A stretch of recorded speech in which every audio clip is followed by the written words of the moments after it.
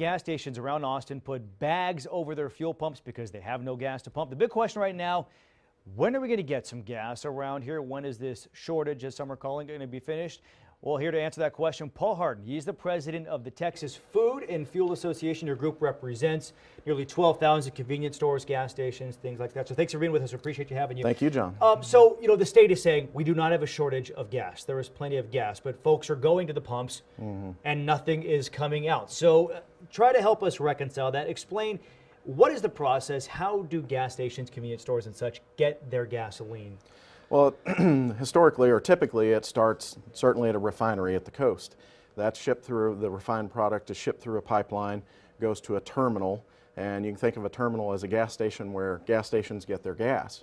And then trucks, a lot of our members have trucks that will go and pick that fuel up, take it to a convenience store or a tank farm or what have you.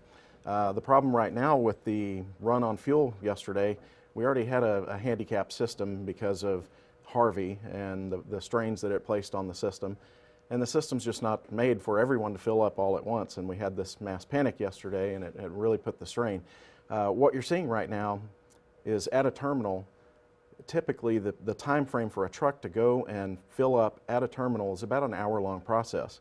As of last night, late, I'm having our folks tell us it's a 10-hour process right now. Wow. So the fuel is out there. Is it trickling in? Yes, the fuel is there.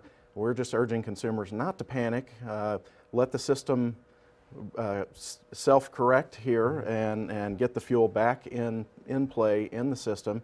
And, probably a couple of days, we should be back to normal on that. I was going to ask you about that because we've heard state officials say that, look, if everybody just sort of buys gas as they normally would, Monday or Tuesday, we should be back to normal. Do you agree with that? Does that seem about right? I would agree with that. If folks can hold off for a few days, if you don't have to purchase fuel, if it's not a necessity.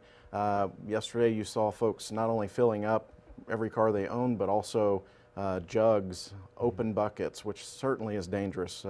Certainly discourage that. So just hold off for a few days if you can, and we'll get the system back to where it needs to be. And I'm not sure if you could answer this, but how much gas, how many days worth, should we say, does a typical gas station have on hand, or are they able to hold when they're full?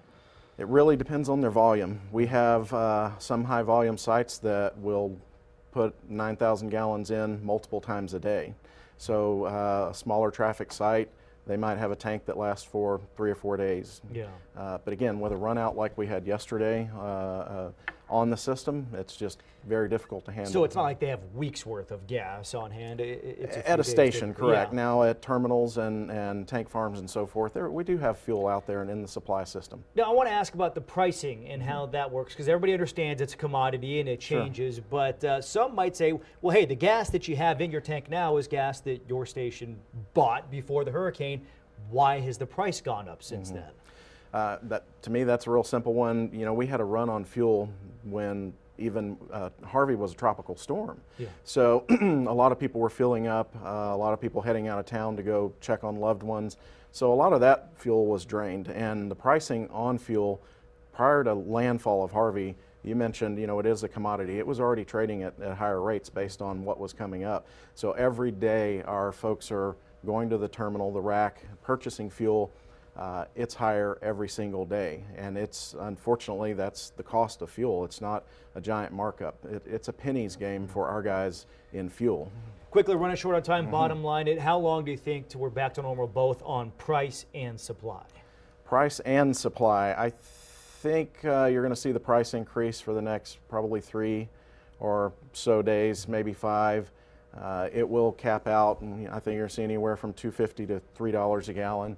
So again, consumers, we asked fellow Texans just be patient while we get the system back up. Refineries take almost a week to reboot back up, and several have been in the process. Others are assessing damage and looking at their boot up process. So you could be looking at a couple of weeks before the entire system is fully back to where it was pre-Harvey. And $3 a gallon here in Texas. Correct. All right. Paul Hardin, thank you very much. We appreciate it. Thank you for the time.